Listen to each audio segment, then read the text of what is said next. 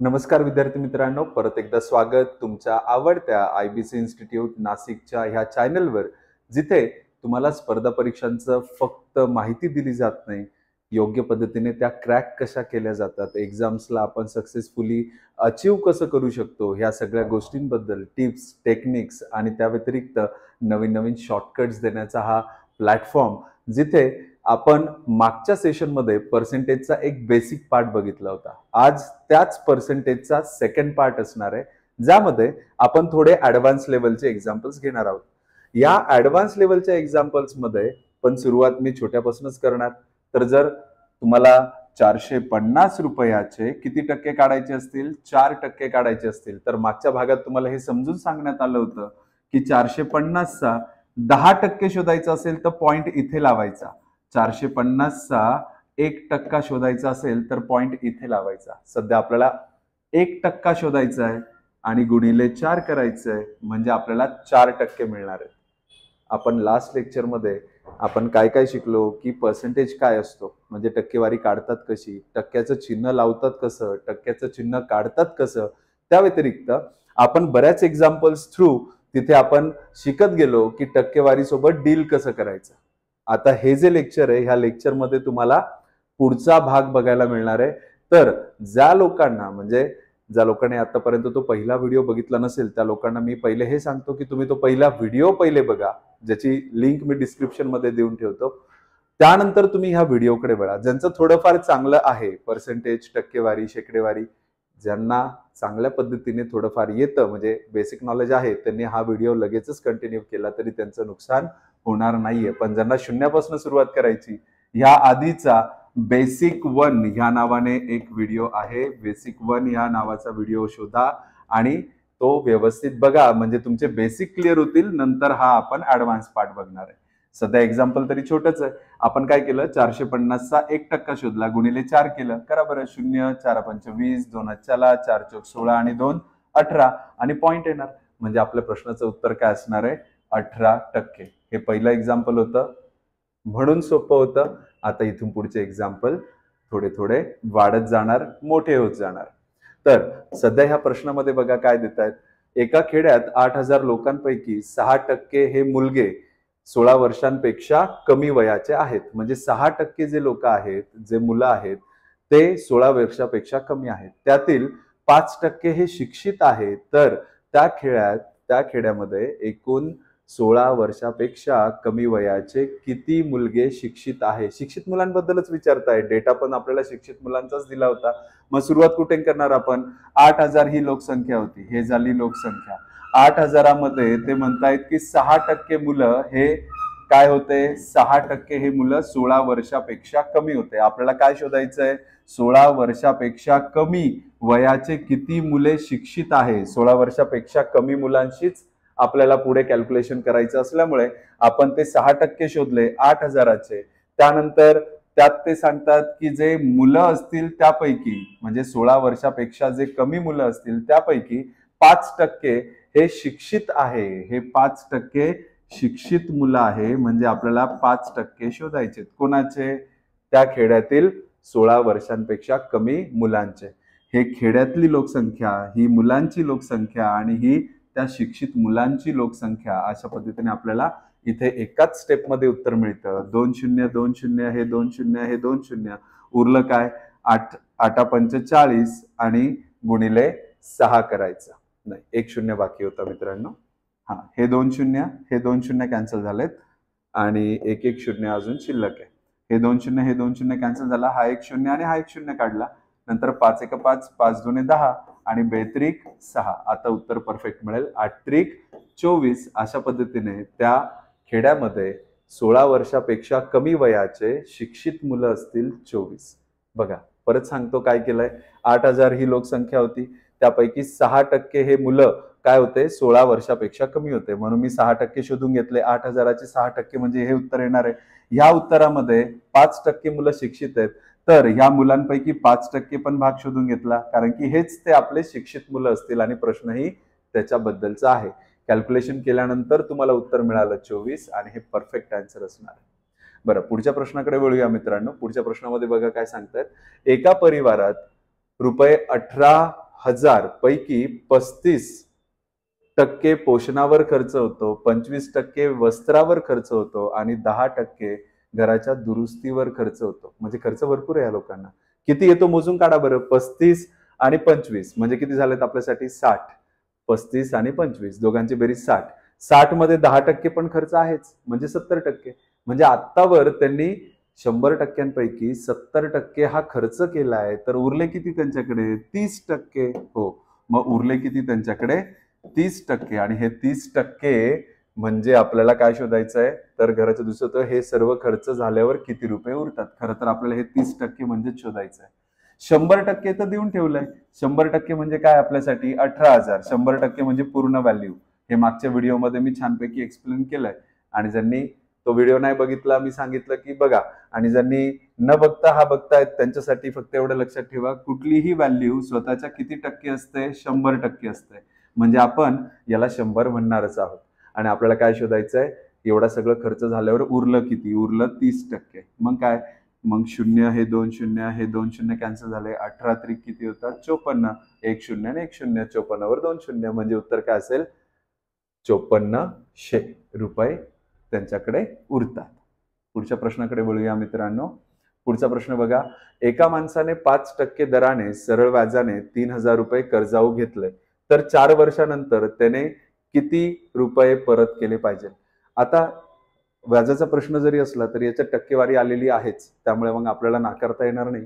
हा टक्केवारीचा समजून आपण सोडवू. ज्या लोकांना सरळ व्याज चक्रवाढ व्याज हे माहित नाहीये काळजी करू नका.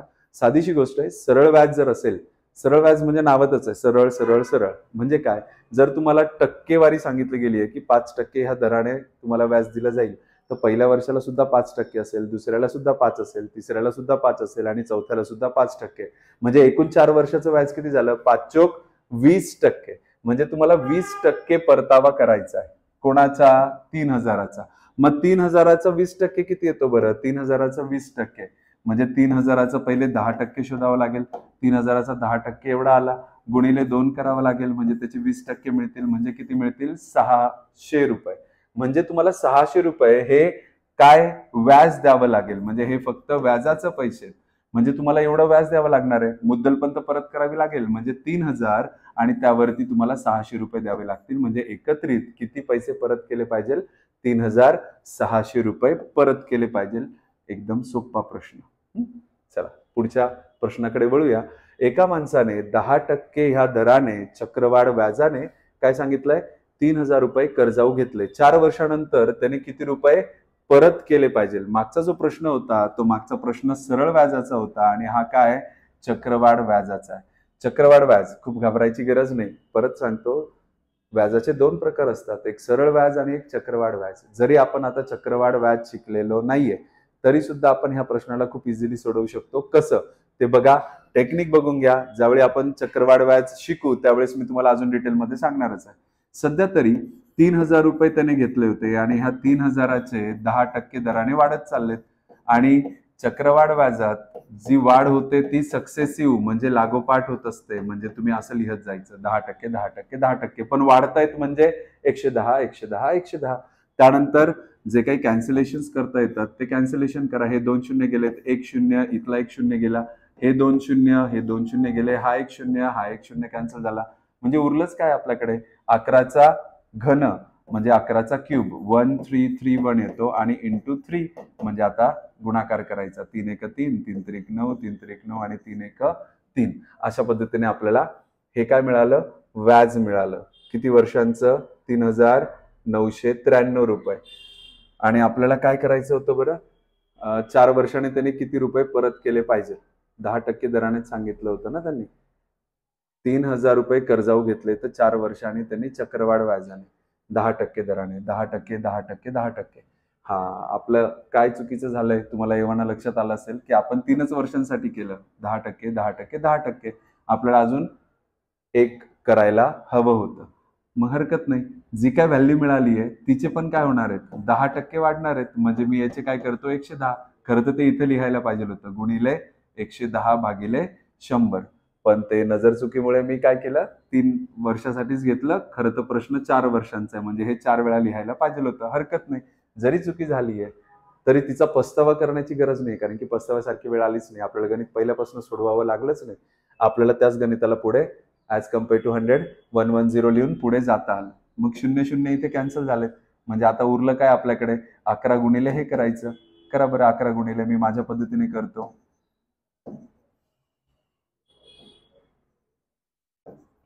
आणि खाली 0 असल्यामुळे पॉईंट द्यायचा. आता बघा ऑप्शन मध्ये कुठे मॅच होत आहे, ऑप्शन नंबर 3 हा मॅच होत आहे. Perfect answer. ओके, म्हणजे काही गोष्टी चुकीने जर काही होतही असल्या तरी सुद्धा त्या गोष्टींचा विचार करून परत पहिल्यापासून गणित सोडवायची गरज मला पडली नाही तुम्हाला पडेल. फक्त तुम्हाला लक्षात आलं पाहिजे की फक्त आपल्याला एवढंच तर करायचं राहिलं होतं, जे नंतर उत्तरात सुद्धा आपण करू शकतो. तेवढं जरी केलं तरी उत्तर इझिली मिळतं. बरं, पुढच्या प्रश्नाकडे वळूया. बघा प्रश्न खूप सोपा आहे. एका खेड्याची लोकसंख्या आज 50,000 आहे. म्हणजे त्या खेड्याची लोकसंख्या देऊन ठेवली आहे 50,000. जर त्यात दरवर्षी 8% वाढ होत असेल तर काय विचारताय, 2 वर्षांनी अंदाजे लोकसंख्या अंदाजे किती असेल. एकदम सोपासा प्रश्न आणि उत्तरही सोपंच आहे. 50,000 ही तुमची स्टार्टिंगची लोकसंख्या, त्यात 8% वाढ होते म्हणजे 108 गुणिले 100 108 असं 2 वर्ष लिहायचं. मग जसं 4 वर्ष लिहिलं आपण, इथे 2 वर्ष लिहायचं, कारण की वाढ जी होते ती लागोपाठच होतं. त्यामुळे लागोपाठ होणाऱ्या गोष्टींसाठी आपण गुणिले गुणिले करूनच ह्या गोष्टी लिहत असतो, हे लक्षात ठेवा. त्यानंतर हे 2 शून्य हे 2 शून्य कॅन्सल झालेत, हे 2 शून्य हे 2 शून्य कॅन्सल झालेत. म्हणजे उरलंच काय, 108 गुणिले 108 म्हणजे 108चा वर्ग, जो किती येतो माझ्या मते एवढा येतो. आणि गुणिले काय करायचंय, 5 करायचंय. करा बरं पटकन. 4 पंच 20, 2 अच्च्याला 6 पंच 30 आणि 2 32, 3 अच्च्याला 6 पंच 30 आणि 3 33, बरोबर ना. नंतर 11 पाचे 55 आणि 3 58, म्हणजे उत्तर काय येणार आहे 58,320, जे ह्या ऑप्शन मध्ये दिसतंय आपल्याला. म्हणजे उत्तर काय असणार आहे आपलं 58,320 एवढी लोकसंख्या त्यावेळी असेल. कळालं असेल, नसेल कळालं तर व्हिडिओला थोडं रिवाइंड करून परत एकदा ह्याच गोष्टी ऐकू शकता तुम्ही, त्यामुळे मग काळजी करायची गरज नाहीये. पुढचा प्रश्न बघा मित्रांनो, काय सांगतायत, एक व्यक्ती आपल्या धंद्यासाठी 50,000 रुपये उधारी घेतो. जर पहिल्या वर्षी व्याज 8% दराने आणि दुसऱ्या वर्षी 10% दराने आकारले गेले माफ करा, आकारले गेले तर एकूण किती रक्कम 2 वर्षाच्या शेवटी परत करावी लागेल. 2 वर्षाच्या शेवटी किती रक्कम परत करावी लागेल, म्हणजे मला परतावा किती आहे ते विचारलं गेलंय.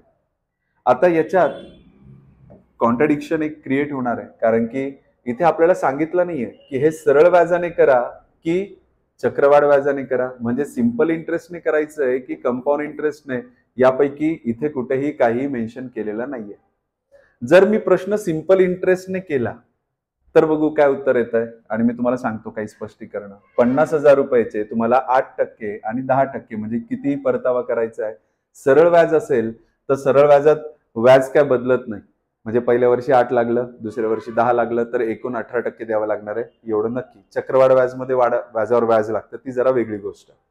तर सरळ व्याजामध्ये तुम्हाला 8% आणि 10% 18% द्यायचे, तर 18% द्यायचे कोणाचे, 50,000चे. तर 50,000चे 18% द्यायचे. 50,000चा 1% एवढा गुणिले 18 केलं तर 18 पंच 90 आणि उरलेले हे 2 शून्य, म्हणजे तुम्हाला 9,000 इतकं व्याज लागणार आहे. पण कशाने, सरळ व्याजाने, बरोबर. म्हणजे 50,000 तर द्यावेच लागतील, त्या व्यतिरिक्त किती द्यावं लागणार एक्स्ट्रा, 9,000 रुपये एक्स्ट्रा द्यावे लागणार आहेत. म्हणजे उत्तर काय येणार आहे, यापैकी काही नाही, कारण की मला 59,000 रुपये द्यावे लागले अशा ठिकाणी. बरं, काही जणांचं म्हणणं असेल की सर याला कंपाऊंड इंटरेस्टने केलं तर, पण आता कंपाऊंड इंटरेस्टने करण्याचा प्रकार कधी येतो, ज्यावेळी इथे प्रश्नात जर सांगितलं असेल की कंपाऊंड इंटरेस्टने करा, किंवा आता मी सरळ व्याजाने केलं. बरं, आता ज्याने पेपर बनवला किंवा ज्याने हा क्वेश्चन बनवला त्याच्या मनात असं असेल की मी कंपाऊंड इंटरेस्टने करतो, त्यावेळी त्याने नन ऑफ दिस ऑप्शन दिलाच नसता, कारण की मेन्शन केलेलं नाहीये. विद्यार्थ्यांना कोड्यात टाकून सरळ व्याजाने सोडवलं तरी कंपाऊंड इंटरेस्टने म्हणजे चक्रवाढ व्याजाने करायला प्रवृत्त करणं काम हे त्याचं होतं. त्यानुसार त्याने यापैकी काही नाही हा ऑप्शन द्यायला नको होता. पण जर यापैकी काही नाही असा ऑप्शन दिला आणि जर मी उत्तर दिलं की 59,000 आहे, तर त्यांना मान्यच करावं लागेल की हे 59,000 होतं, कारण की प्रश्नात कुठेही मेन्शन केलेलं नाही की सरळ व्याज किंवा चक्रवाढ व्याज काय घ्या. दुसरा प्रश्न की जर मी कंपाऊंड इंटरेस्टने केलं म्हणजे चक्रवाढ व्याजाने केलं तर चक्रवाढ व्याजात सुद्धा आपण करतो ना, कसं करतो? 50,000चे 8% घेतो.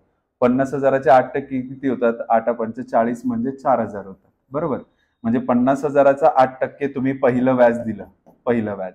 दुसरं व्याज काय करणार तुम्ही? 10%ने देणार. 10% कोणाचे देणार? 50,000चे. 50,000चे 10% होतात 5,000 रुपये. आणि जे व्याज तुम्ही मागचं देऊ शकला नाहीत, व्याजावर व्याज लागतं म्हणून तुम्हाला 10% व्याजावरचं व्याज पण द्यायचंय. म्हणजे ह्या 4,000चे सुद्धा 10% द्यायचे, म्हणजे 400 रुपये द्यायचे, म्हणजे 5,400. पहिल्या वर्षी तुम्हाला 4,000 आणि दुसऱ्या वर्षी 5,400 अशा पद्धतीने एकत्र व्याज 9,400 द्यावं लागणार होतं. 9,400 रुपये हे जे व्याज आहे हे तुम्हाला 50,000 एक्स्ट्रा द्यायचं आहे. म्हणजे एकत्रित रक्कम 59,000. 50,000 आणि 9,400 एकत्रित रक्कम 59,400 रुपये असं उत्तर यायला पाहिजे होतं. 50,000 अधिक 9,000. मी हे म्हणतोय इथे व्यवस्थित काळजीपूर्वक ऐका. 50,000 आणि 9,400 म्हणजे 59,000 तुम्हाला इथे पैसे द्यावे लागणार होते. मग आता दोन्ही ऑप्शन आहेत बघा. आता सिंपल इंटरेस्ट साठी पण काय आलंय? यापैकी काही नाही. कंपाऊंड इंटरेस्ट साठी सुद्धा उत्तर आलंय. ज्या लोकांनी कंपाऊंड इंटरेस्टने सोडवलं, ज्यांना असं वाटलं की आपण कंपाऊंड इंटरेस्टने सोडवू, त्यांचं उत्तर हे असेल. आणि ज्यांना वाटलं सिंपल इंटरेस्टने सोडवू, त्यांचं उत्तर ते असेल.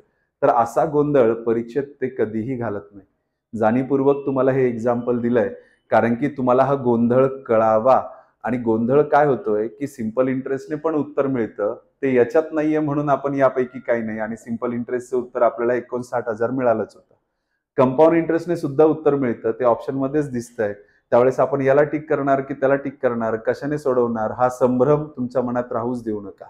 जर त्यांची इच्छा होती की ते सिंपल इंटरेस्टने सोडवायला पाहिजे तर ते हे कन्फ्युजन क्रिएट करू शकतात. हा ऑप्शन देऊनही खरं उत्तर काय असणार आहे? 5,900. आणि जर चक्रवाढ व्याजाने सोडवायचं होतं तर प्रश्नात सांगितलं गेलं पाहिजे की व्याजाचा प्रकार कोणता.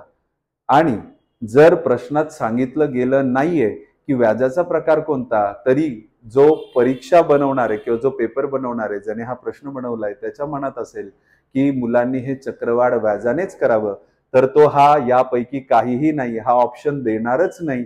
म्हणजे आपण सरळ व्याजाने जरी सोडवलं, उत्तर 59,000 जरी आलं तरी सुद्धा हे ऑप्शन मध्ये न दिसल्यामुळे आपल्याला ते बळजबरी का होईना ते आपल्याला चक्रवाढ व्याजाने सोडवावं लागेल.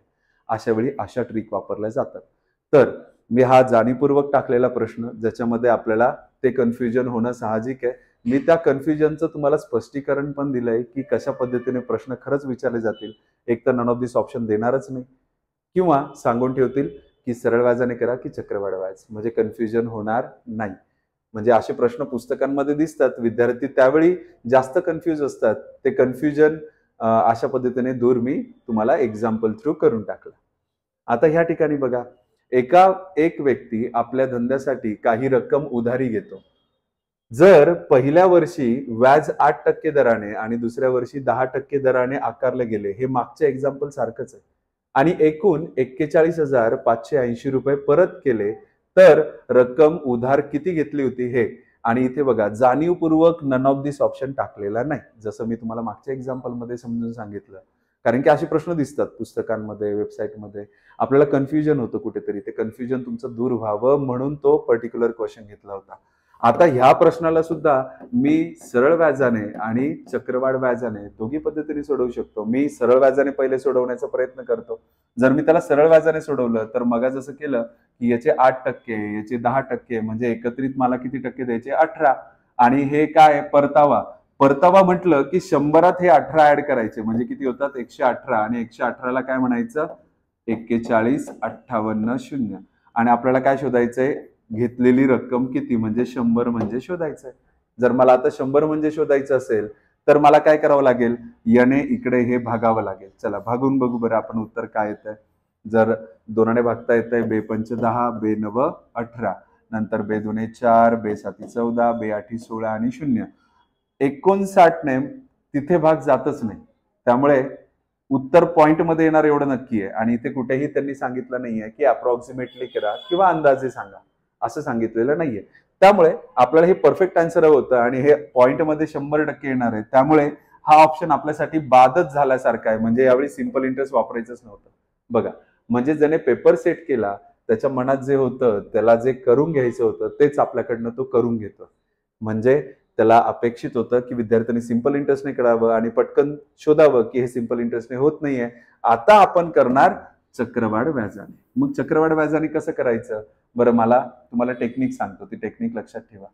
याच्यामध्ये काय झालं की 8%, 10% नंतर एवढे पैसे मिळतात. मी उलट जाणार आहे. म्हणजे 41,500 हे नंतरची व्हॅल्यू आहे. मला आधीची शोधायची. आधीची म्हणजे काय? प्रिन्सिपल. प्रिन्सिपल मला शोधायचं आहे. म्हणजे किती मी मुद्दल घेतली होती समोरच्याकडनं ते मला शोधायचं आहे. काय करावं लागेल मला आता? उलट जावं लागेल आणि उलट जाण्यासाठी 100 वरती लिहितात. इथे काय येणार आहे? व्याज 108, कारण की 8% व्याज मिळतं आणि 108 म्हणजे हा परतावा आहे. इथे 100त 10% व्याज म्हणजे 110 हा परतावा आहे. आता याला सोडवा आणि उत्तर बघा बरं ऑप्शन मधलं काय येत आहे. मी तुमच्यासाठी सोडवून देतो. 0 कॅन्सल झालं. अजून काही कॅन्सल होण्यासारखं तर वाटत नाहीये. मग 11 इकडे भाग जातच असेल. 11 त्रिक 33, बरोबर. 11 त्रिक 33 झालेत म्हणजे 7 उरलेत, म्हणजे 11 सक 66 म्हणावं लागेल आणि 11 आठे 88 आणि 0. त्यानंतर इथे भाग कसा जाणार आहे? पूर्ण तर जात नाहीये, छोटं बनवू आपण. मग दोनाने भाग देऊन पाहू. 2 10 आणि 0, 2 10 आणि 2 8. नंतर अजून दोनाने भाग जातोय. 2 4, 2 7 14, 2 4 आणि 2 10. मग 27 ने तिकडे भाग. 3 तर जातोय, नाही जाते. 3 पण नाही जाते. इथे काहीतरी चुकलंय का? एक मिनिट. 11 त्रिक 33 झाले होते, म्हणजे आपल्याकडे किती उरले होते? 8 उरले होते. हा, इथे इथे भागाकार करताना माझ्याकडनं चुकी झाली.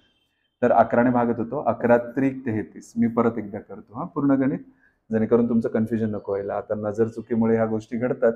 तर 41,580 गुणिले 100 वरती खाली 108, 100 वरती खाली 110, 10% व्याज. ओके. तर 0 कॅन्सल केला आपण. त्यानंतर 11 भाग देत राहिलो. 11 त्रिक 33 म्हणजे उरले 8. त्यानंतर 11 7 77 म्हणजे उरले 8 आणि 11 8 88 हे बरोबर होतं. त्यानंतर पुढे आपण भाग द्यायचा ठरला तर इथे छोटं बनवू याला पहिले. म्हणजे 2 10 आणि 2 8 आणि 2 10 आणि 0. 54 पूर्ण भाग राहू देऊ. 3नेच भाग देऊ. इथे 3ने भाग जातोय. 3 1 3, 3 2 6, 3 6 18 आणि 0. 3 1 3, 3 8 24 आणि 18च्या पाड्यात 126 येतो. 7 आहे. ओके. सो 7 जा म्हणजे इथे 70 आलं. मग 70 गुणिले 50 गुणिले 100 एवढंच उरलंय. 7 5 35 आणि पुढचे ते 3 0 म्हणजे उत्तर काय येणार आहे आपलं? 35,000. बघा, 70 गुणिले 50 गुणिले 100 एवढंच उरलं होतं आणि उत्तर मिळालं ही. म्हणजे तुम्ही अशा पद्धतीने रिव्हर्समध्ये जाऊ शकता. रिव्हर्समध्ये जाण्यासाठी काय करावं लागतं, कसं करावं लागतं, या सगळ्या गोष्टी तुम्हाला माहीत असल्या पाहिजेलच. अशा पद्धतीने हे एक्झाम्पल सोडवावे लागतात. पुढच्या प्रश्नाकडे वळूया. पुढच्या प्रश्नाकडे बघा. वाहन विक्री करणारा माणूस, त्याला गाडी विकायची आहे. त्याच्याकडून 5% म्हणजे ज्याला विकायची आहे त्याच्याकडून 5% तो घेतो आणि ज्याला विकत घ्यायची आहे त्याच्याकडून तो 7% कमिशन घेतो. जर एक गाडी 60,000 रुपयाला विकायची असेल तर त्याला या व्यवहारात एकूण किती रुपये मिळाले? एकदम सोपा प्रश्न. हे वाहन विक्री, घेणं, कमिशन हे शब्द तुम्हाला गुंतवण्यासाठी दिलेत. मुळात असं आहे की 60,000 रुपयावर एका ठिकाणी तो 5% घेईल आणि त्याच 60,000वर तो एका ठिकाणी 7% घेईल. जसं की मला जर गाडी विकायची आहे तर ब्रोकरने काय सांगितलंय? मी तुमच्याकडनं किती घेईल? 5% घेईल. मी ज्याला गाडी विकली, कारण की बघून देणारा तो माणूस असेल की मी कस्टमर बघून देतो, तो त्याच्याकडनं किती घेणार आहे? 7%. कशाचे 7% घेणार आहे तो? 60,000चे. म्हणजे 60,000चे 5% माझ्याकडनं, 7% त्याच्याकडनं. 7 आणि 5 12% त्याने घेतले टोटल. म्हणजे मला फक्त काय करायचंय? ह्या 60,000चा 1% शोधायचा गुणिले 12 करायचंय. 12 72 आणि हे पुढचे 2 शून्य म्हणजे 7,200 हे निव्वळ मात्र त्याला कमिशन म्हणून मिळत आहे. अशा पद्धतीने हे उदाहरणं आपल्याला सोडवावे लागतात. काळजीपूर्वक आपल्याला हे सगळं बघायचं आहे आणि नंतर हे सगळे एक्झाम्पल आपल्याला सुटणार आहेत. त्यामुळे थोडी काळजी ठेवा. हे एक्झाम्पल सोडवत असताना बारीक सारीक गोष्टींवर आपल्याला बऱ्यापैकी विचार करावा लागतो. ओके, तर पुढच्या प्रश्नात बघा, श्री महाजन यांनी त्यांच्या मालकीची काही जमीन दलालास ₹80 लाख ला विकली. त्यावर त्यांना 3% दलाली द्यावी लागली.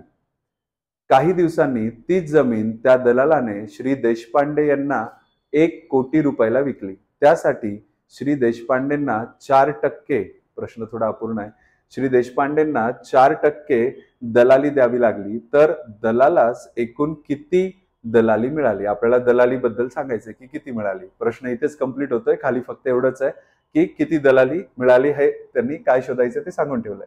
आता महाजनांनी काय केलं, 80 लाखाची जमीन विकून टाकली आणि ते विकत असताना त्याने 3% दलाली दिली. 80 लाखाचे 3% किती होतात? 8×24 म्हणजे 2,40,000 एवढी त्यांनी दलाली दिली. 2,40,000 एवढी त्यांना दलाली द्यावी लागली. बरं, 2,40,000 दलाली दिली. पुढे तीच जमीन देशपांडेंनी परत घेतली, पण ती 1 कोटीला घेतली आणि त्यावेळी परत दलाली द्यावी लागली. किती टक्के? 4%. म्हणजे अजून 4% त्याला दलाली द्यावी लागली. 1 कोटीचे 4% किती होतात? 2,40,000 मध्ये आपल्याला काय करायचंय? 1 कोटीचे 4%, 1 कोटीचे 4% 40,000 होतात मित्रांनो. तर 40,000 रुपये त्याला दलाली म्हणून द्यावी लागली. तर 0,0,0,0,0,4 आणि हे 4 आणि 2 6, म्हणजे एकंदरीत व्हॅल्यू किती आली? 6,40,000. तर बघूया उत्तर बरोबर आहे की नाही. 6,40,000 रुपये त्यांना दलाली द्यावी लागली. 6,40,000 दिसतंय का ऑप्शन मध्ये?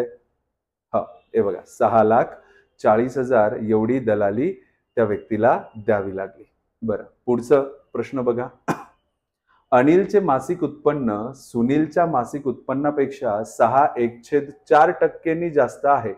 बरं, सगळ्यात पहिले तुम्हाला काय समजायला पाहिजे की 6/4% काय प्रकारे बुवा? 6/4% म्हणजे बघा, 6×24 आणि 1/25, खाली 4 जसला तसा आणि टक्के दिले असल्यामुळे 0. बरं, 25×1 = 25 आणि 25 × 16 400 होतात. म्हणजे आपल्याला 1/16 मिळालं.